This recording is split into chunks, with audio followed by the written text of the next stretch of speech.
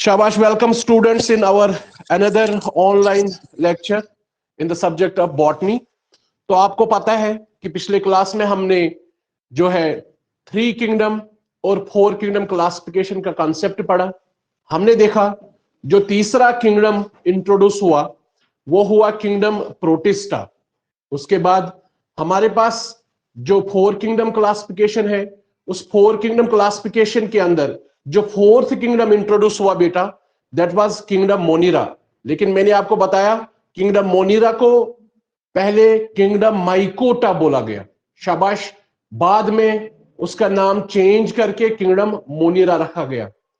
मैं फिर से रिपीट करता हूं, 3 किंगडम क्लासिफिकेशन जो है ये हमारे एक जर्मन जोलॉजिस्ट ने दिया, एक जर्मन बायोलॉजिस्ट ने दिया जिसका नाम अर्नेस्ट हैकल है। सो 3 kingdom classification was given by Ernest Haeckel in the year 1866.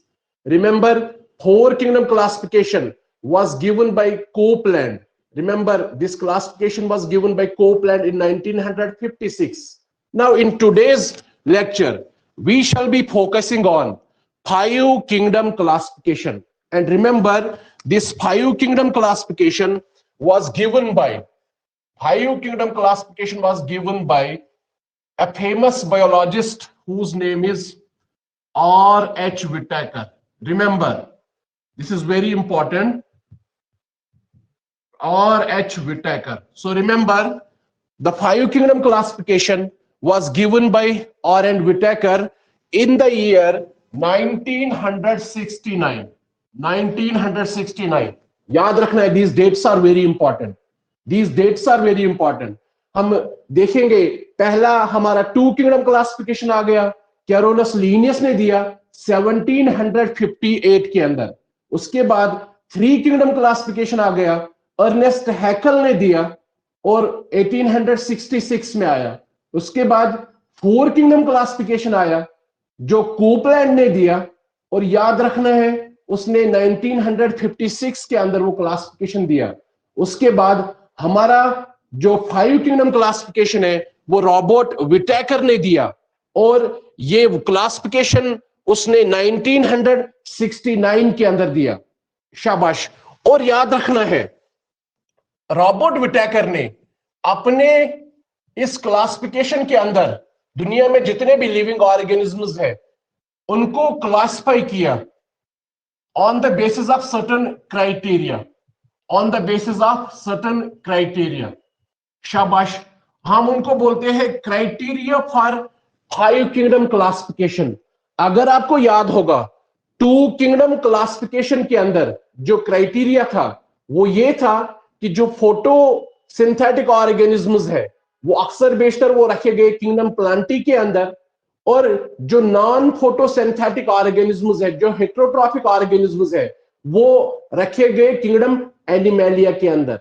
So photosynthetic kingdom Plantae के अंदर, नॉन फोटोसिंथेटिक किंगडम एनिमेलिया के अंदर, non motile organisms kingdom Plantae के अंदर, मोटाइल ऑर्गेनिजम्स किंगडम एनिमेलिया के अंदर। और एक और इंपॉर्टेंट पॉइंट, जिन लिविंग ऑर्गेनिजम्स के ऊपर, जिन लिविंग ऑर्गेनिजम्स के सेल्स के ऊपर सेल वॉल होता है उनको रखा गया किंगडम प्लांटी के अंदर। जिन लिविंग ऑर्गेनिजम्स के बॉडी सेल्स के ऊपर सेल वॉल होता है उनको किंगडम प्लांटी के अंदर रखा गया। जिन लिविंग ऑर्गेनिजम्स के बॉडी के अंदर जो सेल्स है उन सेल्स के ऊपर सेल वॉल नहीं है उनको रखा गया किंगडम एनिमेलिया के अंदर। जो इसका मतलब है कि these 3 पॉइंट्स, फोटोसिंथेटिक और नॉन फोटोसिंथेटिक, मोटाइल और नॉन मोटाइल, तीसरा प्रेजेंस ऑफ सेल वॉल और absence of cell wall, these 3 were criteria, these 3 points were criteria for 2 kingdom classification। 2 kingdom classification में सारे दुनिया के लिविंग ऑर्गेनिजम्स को प्लांट्स, किंगडम प्लांटी और किंगडम एनिमेलिया में डिवाइड किया गया इन क्राइटेरिया के बेस पे, इन कैरेक्टरिस्टिक्स के बेस पे। इसी तरह रॉबर्ट विटेकर ने जो 5 किंगडम क्लासिफिकेशन दिया उस 5 किंगडम क्लासिफिकेशन के भी क्राइटेरिया थे, बेसिस थे, जिन बेसिस के ऊपर दुनिया के सारे लिविंग ऑर्गेनिजम्स को 5 किंगडम्स में डिवाइड किया गया। तो हम देखेंगे पहले क्राइटेरिया क्या थे what were the features of living organisms जो रॉबर्ट विटेकर ने चूज किए, किसके लिए? For giving 5 kingdom classification. So मैंने हेडिंग लिखा criteria for classification, 5 kingdom classification. पहला क्राइटेरिया था, पहला हमने यही समझना है, cell structure. First criteria was, first point for classifying all living organisms into 5 kingdoms is cell structure। Sir cell structure क्या होता है, क्या देखते हैं हम इसमें? क्या एक ऑर्गेनिज्म प्रोकैरियोटिक है कि यूकैरियोटिक है? This is the cell structure. दूसरा, क्या एक ऑर्गेनिज्म की सेल के ऊपर सेल वॉल है कि नहीं है? सेल वॉल प्रेजेंट है कि एब्सेंट है? तीसरा पॉइंट, क्या एक ऑर्गेनिज्म की सेल के अंदर ट्रू न्यूक्लियस होता है, प्रॉपर न्यूक्लियस होता है कि इंसिपिएंट न्यूक्लियस होता है, लेस डेवलप्ड न्यूक्लियस होता है? सो सेल स्ट्रक्चर में 3 पॉइंट्स हम लेते हैं। क्या एक ऑर्गेनिज्म प्रोकैरियोटिक है कि यूकैरियोटिक है? क्या एक ऑर्गेनिज्म के सेल के अंदर न्यूक्लियस है कि प्रॉपर न्यूक्लियस है कि इंसिपिएंट लेस डेवलप्ड न्यूक्लियस है? तीसरा पॉइंट, क्या एक ऑर्गेनिज्म की बॉडी के अंदर जो सेल्स है उन सेल्स के ऊपर सेल वॉल है कि नहीं है? This is cell structure. So the first criteria for classifying all living organisms into 5 kingdoms was based upon cell structure. First criteria is cell structure for this classification. Second criteria, if you see the text, वहां पे लिखा गया thallus organisation. Thallus organisation, आप अपनी NCERT text अगर आप देखेंगे तो वहां पे देखेंगे आप लिखा है थैलस ऑर्गेनाइजेशन। थैलस में बोलूंगा सिंपली बॉडी ऑर्गेनाइजेशन है। क्या बॉडी के अंदर सेल्स है? क्या बॉडी के अंदर टिश्यूज है? क्या बॉडी के अंदर ऑर्गन्स है? क्या बॉडी के अंदर ऑर्गन सिस्टम है? सो डिफरेंट लिविंग ऑर्गेनिज्म्स में different levels of body organisation देखने को मिलती है। सो दूसरा क्राइटेरिया जो था दैट वाज थैलस ऑर्गेनाइजेशन। और थैलस ऑर्गेनाइजेशन, थैलस का मतलब हो गया बॉडी ऑर्गेनाइजेशन। उनकी बॉडी कैसी है? क्या उनके बॉडी में सेल्स है, टिश्यूज है, ऑर्गन्स है, ऑर्गन सिस्टम है? किस लेवल की बॉडी ऑर्गेनाइजेशन है? This was the second criteria for classification of living organisms. Then third point was mode of nutrition. Mode of nutrition, R H. Whittaker साहब ने जो तीसरा क्राइटेरिया चूज किया for classifying all the living organisms of the world into 5 kingdoms, that criteria, third criteria was mode of nutrition. आप सभी जानते हैं, हम सभी जानते हैं कि दुनिया में जितने भी लिविंग ऑर्गेनिज्म्स हैं, या वो अपना ग़िज़ा खुद बनाते हैं या वो दूसरों के ऊपर डिपेंडेंट होते हैं। जो लिविंग ऑर्गेनिज्म्स अपना ग़िज़ा खुद बनाते हैं उनको हम बोलते हैं autotrophs. So autotrophs are the organisms which have a tendency to manufacture their own food material through the process of photosynthesis or through the process of chemosynthesis। normally जो plants हैं वो सनलाइट को यूज करते हैं as source of energy for manufacturing their food material. लेकिन हमारे पास कुछ organisms हैं जो सनलाइट फोटोसिंथेसिस में यूज नहीं करते हैं, बल्कि उनकी बॉडी के अंदर कुछ केमिकल रिएक्शंस होते हैं। उन केमिकल रिएक्शंस के अंदर एनर्जी प्रोड्यूस होती है, एनर्जी जनरेट होती है, एनर्जी लिबरेट होती है। उसी एनर्जी को वो यूटिलाइज करते हैं for the process of manufacturing food material. Such organisms are called as chemosynthetic organisms. So हमारे पास क्या ऑर्गेनिज्म ऑटोट्रॉफिक है? ऑटोट्रॉफिक ऑर्गेनिज्म्स के भी कैटेगरीज है। क्या वो फोटो ऑटोट्रॉफ्स है या वो कीमो ऑटोट्रॉफ्स है?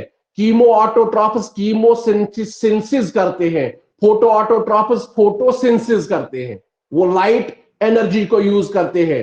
कीमो ऑटोट्रॉफ्स कीमोसिंथेसिस करते हैं, वो एनर्जी यूज करते हैं फूड मैन्युफैक्चरिंग करने के लिए जो उनकी बॉडी के अंदर केमिकल रिएक्शंस में जनरेट होती है। हमारे पास जो बैक्टीरिया है कुछ बैक्टीरिया है वो कीमोसिंथेटिक है, वो कीमो ऑटोट्रॉफ्स है। सो मोड ऑफ न्यूट्रिशन में हम देखते हैं क्या एक ऑर्गेनिज्म ऑटोट्रॉफिक है, क्या एक ऑर्गेनिज्म हेटेरोट्रॉफिक है, किस किस्म का मोड ऑफ न्यूट्रिशन है।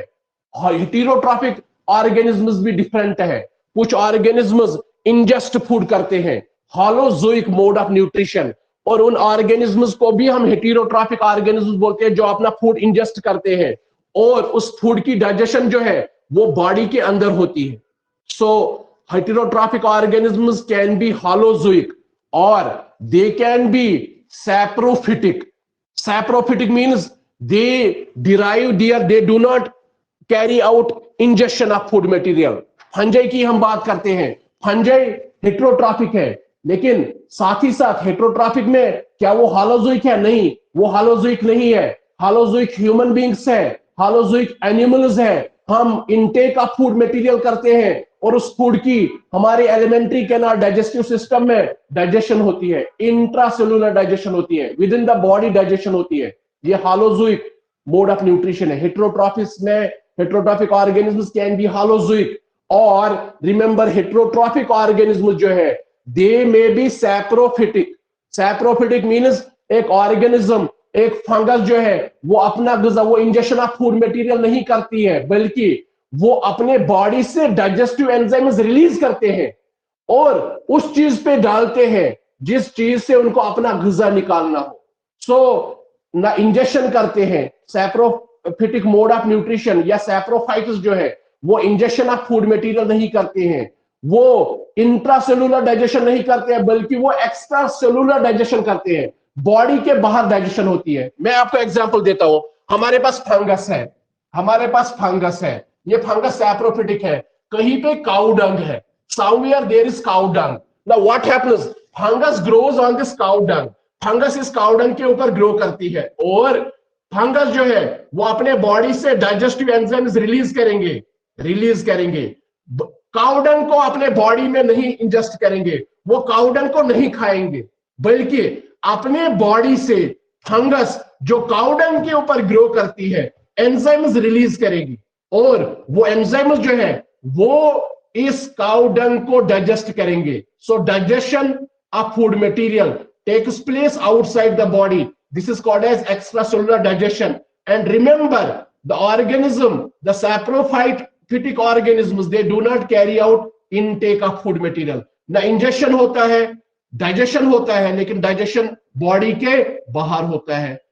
जो होलोजोइक मोड ऑफ न्यूट्रिशन है वहां पे एक ऑर्गेनिज्म पहले ग़िज़ा खाता है, फिर उसकी बॉडी के अंदर डाइजेशन होती है। शाबाश। सो मोड ऑफ न्यूट्रिशन में हम देखते हैं क्या एक ऑर्गेनिज्म ऑटोट्रॉफिक है, क्या वो ऑटोट्रॉफ्स में से कीमो ऑटोट्रॉफ है कि फोटो ऑटोट्रॉफ है। दूसरा, क्या एक ऑर्गेनिज्म हेटेरोट्रॉफ है। हेटेरोट्रॉफ में हम देखते हैं क्या वो organism holozoic mode of nutrition करता है, क्या वो organism saprophytic mode of nutrition करता है, क्या वो ऑर्गेनिज्म पैरासिटिक है, पैरासाइट है जो किसी लिविंग होस्ट से अपना ग़िज़ा निकालते हैं।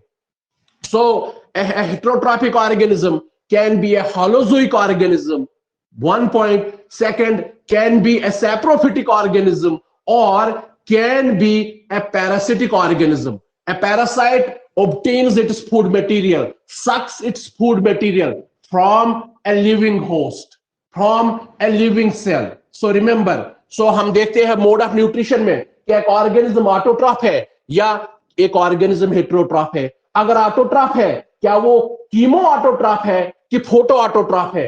अगर वो हेटेरोट्रॉफ है क्या उसमें होलोजोइक मोड ऑफ न्यूट्रिशन है, क्या उसमें सैप्रोफिटिक मोड ऑफ न्यूट्रिशन है, क्या उसमें पैरासिटिक मोड ऑफ न्यूट्रिशन है, वो चीज हम देखते हैं। सो पहला क्राइटेरिया था सेल स्ट्रक्चर, दूसरा क्राइटेरिया था थैलासाइड ऑर्गेनाइजेशन, तीसरा क्राइटेरिया था मोड ऑफ न्यूट्रिशन, चौथा क्राइटेरिया जो है fourth criteria that is reproduction.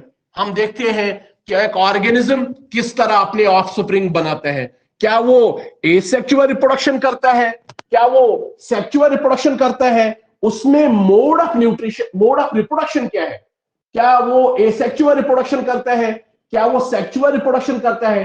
Asexual reproduction वो रिप्रोडक्शन है जिसमें एक ही पेरेंट हिस्सा लेता है और उसमें फ्यूजन ऑफ गैमीट्स नहीं होता है। सेक्सुअल रिप्रोडक्शन वो रिप्रोडक्शन है जिसमें दो पेरेंट्स अक्सर हिस्सा लेते हैं और उसमें फॉर्मेशन ऑफ गेमिट्स भी होता है और उसमें फ्यूजन ऑफ गेमिट्स भी होता है। ये बहुत इंपॉर्टेंट है। एसेक्सुअल रिप्रोडक्शन में सेक्स सेल्स इन्वॉल्व नहीं होते अक्सर बेशतर, सेक्सुअल रिप्रोडक्शन में सेक्स सेल्स इन्वॉल्व होते हैं, ये भी हम देखते हैं। चौथा, पांचवा पॉइंट, फाइलोजेनेटिक रिलेशनशिप्स या एवोल्यूशनरी रिलेशनशिप्स। हम देखते हैं एवोल्यूशनरी रिलेशनशिप्स या जिन्हें आप बोलते हैं फाइलोजेनेटिक रिलेशनशिप्स।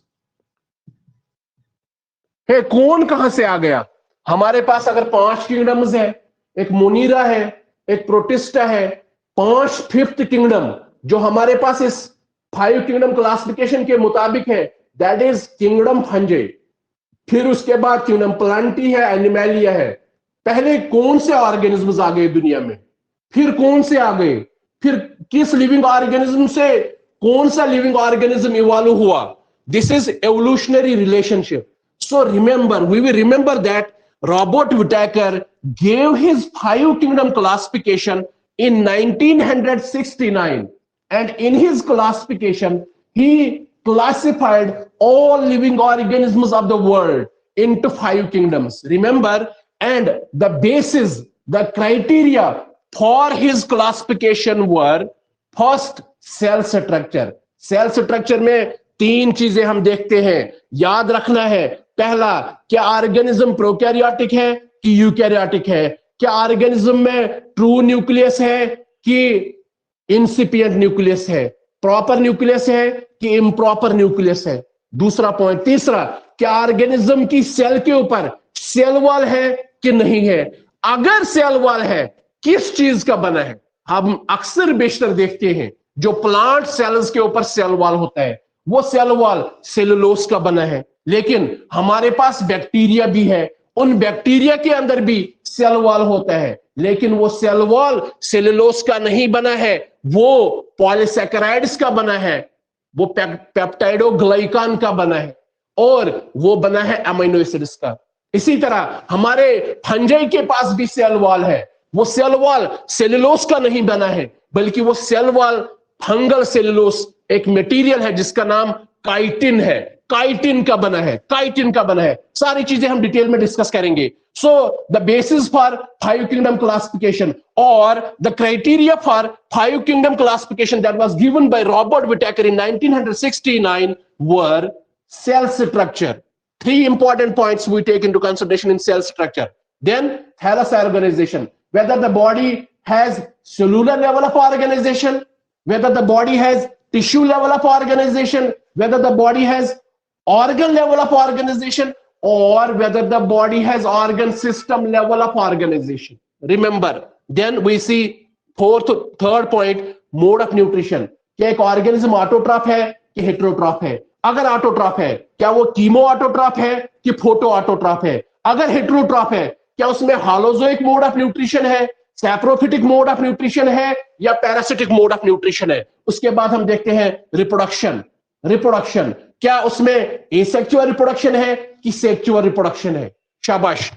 उसके बाद हम एवोल्यूशनरी रिलेशनशिप्स देखते हैं कि भाई कौन से लिविंग ऑर्गेनिज्म कहां से इवॉल्व हुए हैं, किन लिविंग ऑर्गेनिज्म, किस किंगडम के लिविंग ऑर्गेनिज्म्स के साथ किसके साथ रिलेशनशिप है। So these are the 5 criteria, these are given on our NCERT text for class which were used by Robert Whittaker, जो रॉबर्ट विटेकर ने यूज किए for giving 5 kingdom classification. Now we will see what are the 5 kingdoms and we will see how those 5 kingdoms, वो 5 kingdoms कैसे बने और किस तरह इन points को यूज किया रॉबर्ट विटेकर ने, इन पॉइंट्स को, सेल ऑर्गेनाइजेशन को किस तरह यूज किया, उसके बाद हम थैलस ऑर्गेनाइजेशन को किस तरह यूज किया, उसके बाद जो है मोड ऑफ न्यूट्रिशन को कैसे यूज किया। आपके एनसीईआरटी टेक्स्ट पे जो है हमारे पास, मैं यहां पे लिखता हूं पहले कि जो हमारे पास जो है 5 किंगडम क्लासिफिकेशन है, उस 5 किंगडम क्लासिफिकेशन में दुनिया के जितने भी लिविंग ऑर्गेनिजम्स हैं, they were classified on the basis of certain points. I will write down here characters. Characters. Criteria, characters, ये टेबल आपकी एनसीईआरटी टेक्स्ट पे भी बना है। Hey, what is the character of, what are the characters, differentiating characters of 5 kingdoms? पहला kingdom जो है that is Monera, kingdom Monera. So Robert Whittaker ने दुनिया के सभी ऑर्गेनिजम्स को 5 किंगडम्स में डिवाइड किया।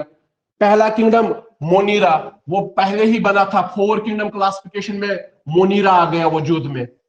उसके बाद है किंगडम प्रोटिस्टा, प्रोटिस्टा। उसके बाद है किंगडम प्रोटिस्टा। आपको पता है किंगडम प्रोटिस्टा कब वजूद में आया? 2 किंगडम क्लासिफिकेशन, 3 किंगडम क्लासिफिकेशन में, सॉरी 3 किंगडम क्लासिफिकेशन। मोनीरा, किंगडम मोनीरा वजूद में आया, याद रखना, 4 किंगडम क्लासिफिकेशन के अंदर।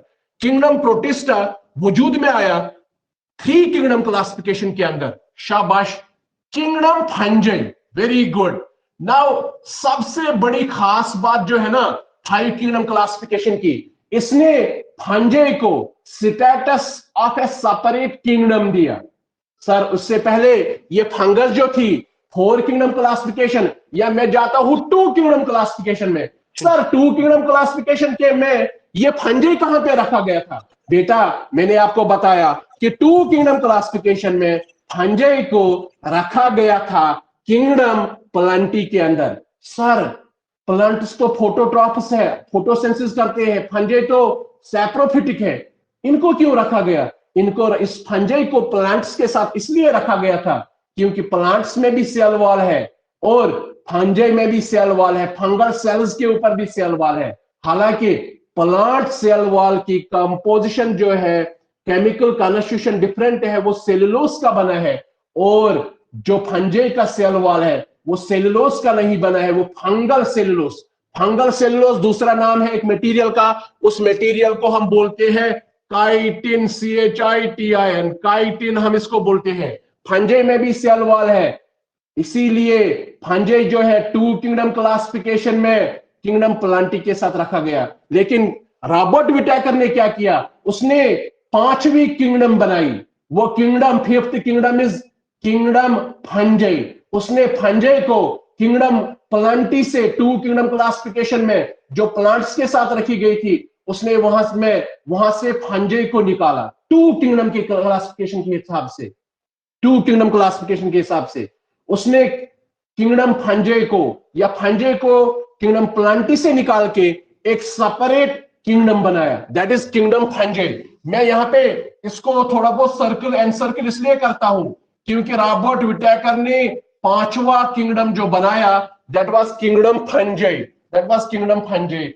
उसके बाद जो हमारी पास 4th किंगडम है that is kingdom Plantae.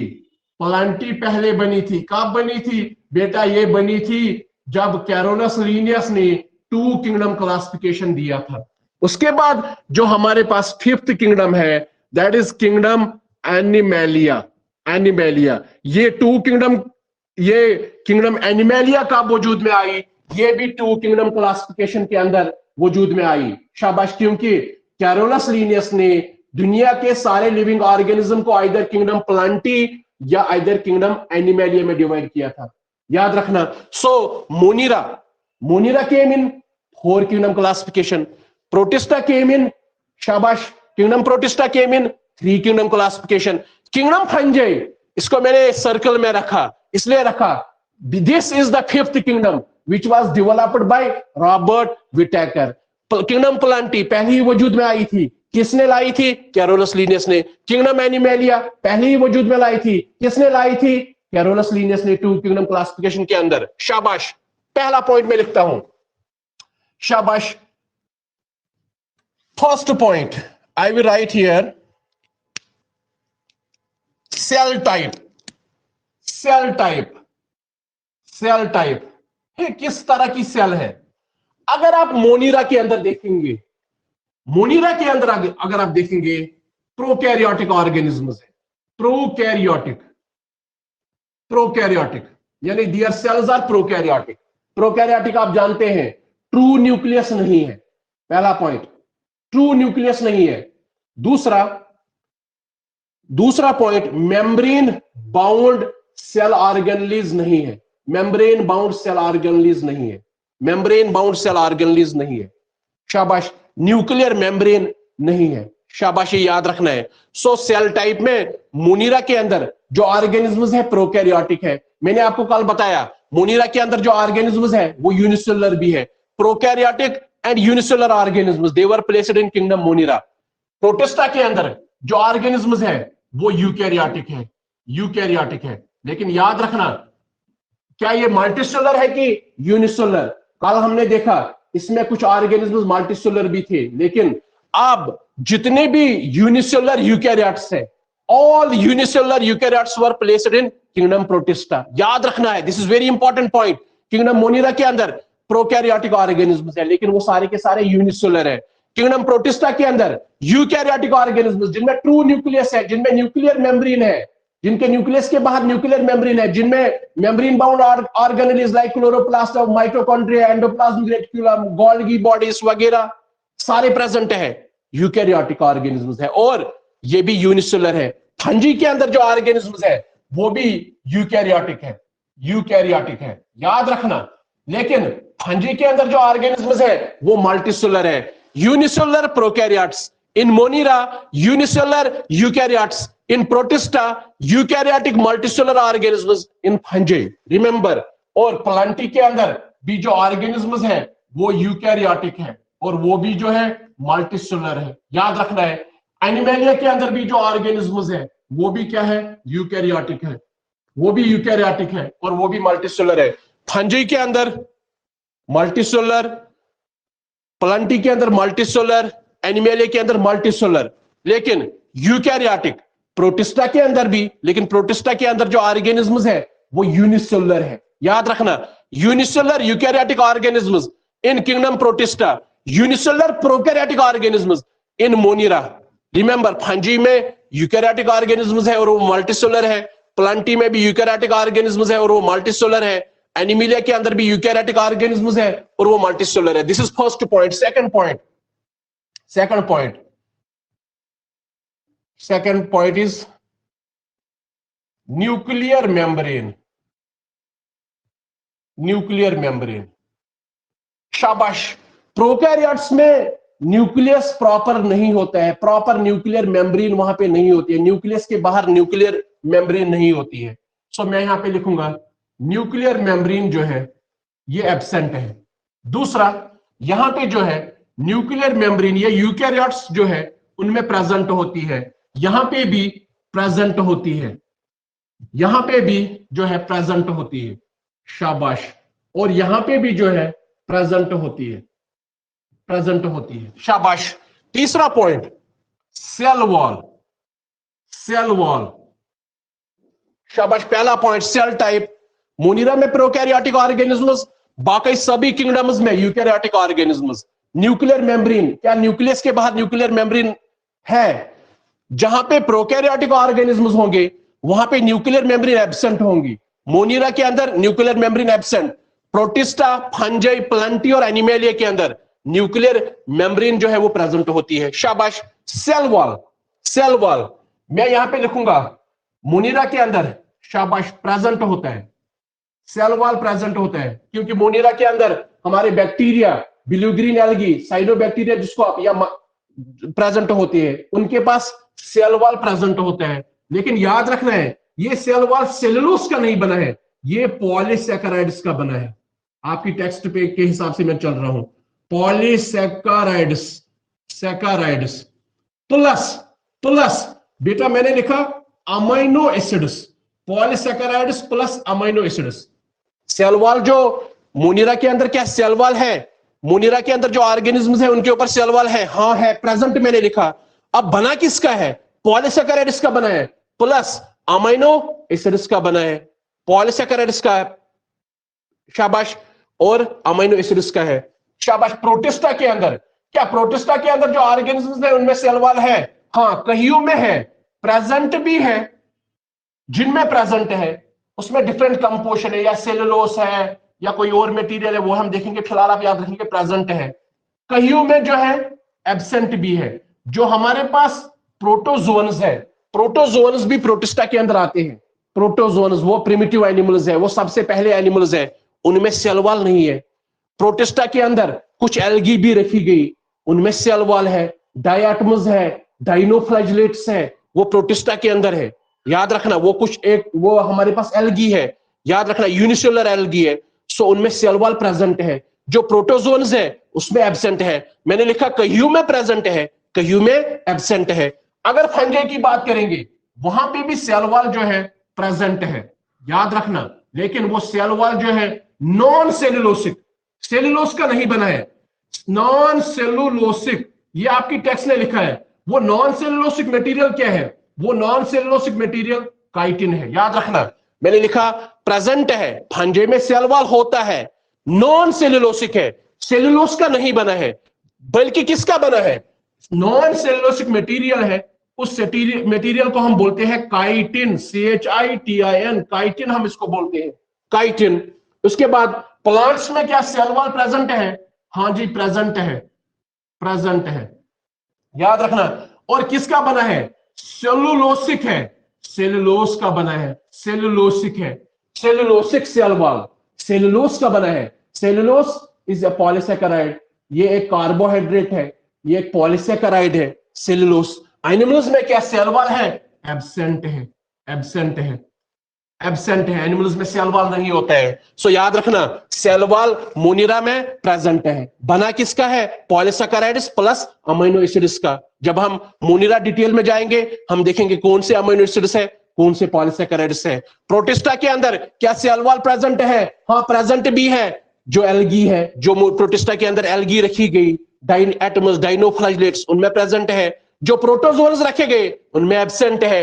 Fungi जो है क्या उसमें सेल वॉल है? हाँ जी है, प्रेजेंट है, नॉन सेलुलोसिक है, सेलुलोस का नहीं बना है। फिर किसका बना है? एक मटेरियल का बना है, उस मटेरियल का नाम है काइटिन। फंगल सेलुलोस के भी कबार इसको बोलते हैं। प्लांटी के अंदर क्या सेल वॉल है?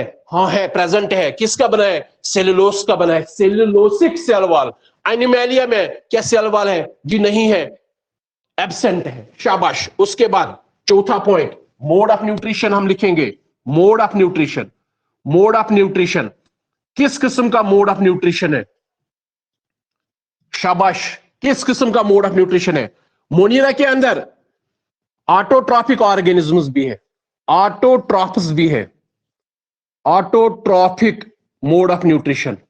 याद रखना ये ऑटोट्रॉफिक ऑर्गेनिज्म्स दोनों हो सकते हैं, ये कीमो भी है और ये फोटोसिंथेटिक भी है।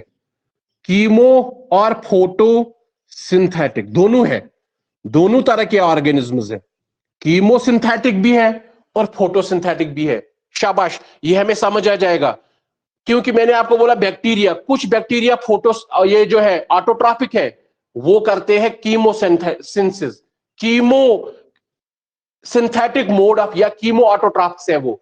हमारे पास इस मोनिरा के अंदर ब्लू ग्रीन एल्गी भी है, वो सनलाइट को यूज करते हैं फूड बनाने के लिए, वो फोटो सिंथेटिक है। तभी मैंने लिखा ये कीमो सिंथेटिक है, कीमो ओब्लिक फोटो सिंथेटिक। फिर मैंने यहां पे बड़ा ओब्लिक मारा, ये ऑटोट्रॉफिक भी है, ऑटोट्रॉफिक में ये कीमो सिंथेटिक भी है या कीमो ऑटोट्रॉफिक भी है या फोटो सिंथेटिक भी है, याद रखना है। और ये जो है हेटेरोट्रॉफिक भी है, हेटेरोट्रॉफिक, हेटेरोट्रॉफिक मैंने ब्रैकेट में लिखा। हेटेरोट्रॉफिक में ये क्या है? ये सैप्रोफिटिक भी है, सैप्रोफिटिक, और यहां ये पैरासिटिक भी है, पैरासिटिक। समझना है point, this is very important point. मैंने आपको बोला मोड ऑफ न्यूट्रिशन मोनिरा में ये ऑटोट्रॉफिक भी है, ये हेटेरोट्रॉफिक भी है। मैं यहां पे लेता हूं, इनको मैं एनसर्कल करता हूं, ये ऑटोट्रॉफिक भी है और ये हेटेरोट्रॉफिक भी है। जो ऑटोट्रॉफिक ऑर्गेनिज्म्स है वो कीमोसिंथेटिक भी है, वो फोटोसिंथेटिक भी है। जो हेटेरोट्रॉफिक ऑर्गेनिज्म्स है उसमें से कुछ सैप्रोफिटिक भी है, कुछ जो है पैरासिटिक भी है, पैरासिटिक भी है। शाबाश। जो हमारे पास प्रोटिस्टा है, प्रोटिस्टा के अंदर जो ऑर्गेनिज्म्स है वो ऑटोट्रॉफिक भी है, मैं ए लिखता हूं, ऑटोट्रॉफिक भी है। ऑटोट्रॉफिस में उनका मोड ऑफ न्यूट्रिशन जो है वो फोटोसिंथेटिक है, याद रखना है, वो फोटोसिंथेटिक है, वो फोटोसिंथेटिक है। और मोनिरा के अंदर जो ऑर्गेनिज्म्स है वो हेटेरोट्रॉफिक भी है, हेटेरोट्रॉफिक भी है। और वो हेटेरोट्रॉफस में दोनों, वो पैरासिटिक भी है, वो सैप्रोफिटिक भी है, सैप्रोफिटिक भी है और वो पैरासिटिक भी है, पैरासिटिक भी है। याद रखना, जैसे मोनिरा के ऑर्गेनिज्म्स ऑटोट्रॉफिक भी है, हेटेरोट्रॉफिक भी है, वैसे प्रोटिस्टा के अंदर जो ऑर्गेनिज्म्स है वो ऑटोट्रॉफस भी है, वो हेटेरोट्रॉफस भी है। याद रखना, जो ऑटोट्रॉफस मोनिरा में के अंदर है वो कीमो भी है, वो फोटोसिंथेटिक भी है, लेकिन जो प्रोटिस्टा के अंदर ऑटोट्रॉफस है वो सिर्फ फोटोसिंथेटिक है। याद रखना, शाबाश। उसके बाद जो हेटेरोट्रॉफिक ऑर्गेनिज्म मोनिरा के अंदर है वो सैप्रोफिटिक भी है, वो पैरासिटिक भी है। इसी तरह जो प्रोटिस्टा के अंदर ऑर्गेनिज्म्स है वो भी सैप्रोफिटिक भी है, वो पैरासिटिक भी है। हमारे पास जो फंजे हैं, सारे फंजे के अंदर जो ऑर्गेनिज्म्स है वो हेटेरोट्रॉफिक है, हेटेरोट्रॉफिक मोड ऑफ न्यूट्रिशन है, और हेटेरोट्रॉफिक मोड ऑफ न्यूट्रिशन में ये सैप्रोफिटिक भी है। याद रखना, ये सैप्रोफिटिक भी है, dead and decaying organic matter से अपना गुज़ा निकालेंगे, या ये पैरासिटिक भी है, लिविंग होस्ट से अपना गुज़ा निकालेंगे। सो फंजे हेटेरोट्रॉफिक है, ये सैप्रोफिटिक भी है, ये पैरासिटिक भी है। याद रखना, प्लांट्स जो है वो ऑटोट्रॉफिक है, ऑटोट्रॉफिक है। क्या वो फोटो ऑटोट्रॉफिक है कि कीमो ऑटोट्रॉफिक? वो फोटो ऑटोट्रॉफिक है। शाबाश। एनिमल्स जो है, याद रखना, वो हेटेरोट्रॉफिक है, हेटेरोट्रॉफिक। हेटेरोट्रॉफिक्स में इनके कौन से टाइप्स हैं? इनके कौन से टाइप्स हैं? याद रखना है, हेटेरोट्रॉफिक्स में ये जो है हालोजोइक भी है, जो इनटेक ऑफ फूड करते हैं, जो अपना ग़िज़ा खाते हैं, जिनका बॉडी के अंदर डाइजेशन होती है, हालोजोइक। ये हालोजोइक भी है, ये सैप्रोफिटिक भी है। सैप्रोफिटिक आपको मैंने समझाया, ये सैप्रोफिटिक भी है। या एनिमल्स जो है, कुछ एनिमल्स डिजीजेस भी काज करते हैं, वो पैरासिटिक भी है। याद रखना है। उसके बाद मैं चौथे पॉइंट पे आता हूं। ये पहला पॉइंट हो गया सेल टाइप, दूसरा पॉइंट हो गया न्यूक्लियर मेम्ब्रेन, तीसरा पॉइंट हो गया सेल वॉल, चौथा पॉइंट हो गया मोड ऑफ न्यूट्रिशन, पांचवा point, fifth point I write here, body organisation. मैंने बोला बॉडी ऑर्गेनाइजेशन का दूसरा नाम है, हम लिख सकते हैं थैलस ऑर्गेनाइजेशन। थैलस ऑर्गेनाइजेशन या बॉडी ऑर्गेनाइजेशन एक ही तरह की है, क्योंकि मैंने आपको बताया एक ही चीज है, क्योंकि मैंने आपको बताया मोनिरा के अंदर जो ऑर्गेनिज्म्स है वो एक ही सेल के बने हैं, तो वहां पे हम लिखेंगे cellular, cellular body organisation. Protista के भी अंदर जो ऑर्गेनिज्म्स हैं वो एक ही सेल के अंदर बने हैं, यहां पे भी लिखेंगे cellular level of body organisation.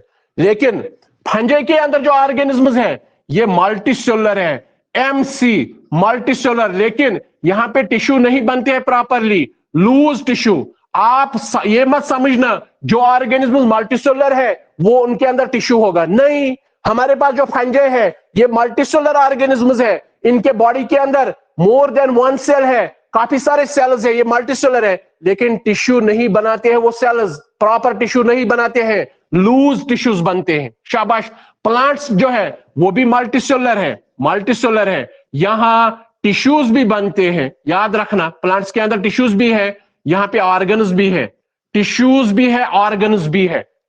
Means हमारे पास प्लांट्स के अंदर मेरिस्टेमेटिक टिश्यू है, हमारे पास प्लांट्स के अंदर परमानेंट टिश्यू है, हमारे पास प्लांट्स के अंदर सिंपल परमानेंट टिश्यू है, हमारे पास प्लांट्स के अंदर कॉम्प्लेक्स परमानेंट टिश्यू है। मुझे ये कहानी सारी इस वक्त नहीं दोहरानी है, लेकिन टिश्यूज है प्लांट्स में अंदर, और वो टिश्यूज ऑर्गन्स भी बनाते हैं। हमारे पास रूट है प्लांट के अंदर, ये ऑर्गन है, हमारे पास सिस्टम है, ये भी ऑर्गन है, हमारे पास लीफ है, फ्लावर है, फ्रूट है, ये सारे ऑर्गन्स है। सो मल्टीसेलुलर है, टिश्यूज और ऑर्गन्स बनते हैं। एनिमल्स भी जो है ये भी मल्टीसेलुलर है, यहां टिश्यूज भी बनते हैं, यहां ऑर्गन्स भी बनते हैं, और यहां पे ऑर्गन सिस्टम भी बनते हैं, ऑर्गन सिस्टम भी बनता है। याद रखना है। अब देखिए फर्क कितना है बॉडी ऑर्गेनाइजेशन के एतबार से। मोनिरा एक सेल का बना है, सेलुलर ऑर्गेनाइजेशन। प्रोटिस्टा एक सेल का बना है, सेलुलर ऑर्गेनाइजेशन। फंजे मल्टीसेलुलर है, लेकिन प्रॉपर टिश्यूज नहीं बनते हैं, लूज टिश्यूज बनते हैं, लूज टिश्यूज बनते हैं।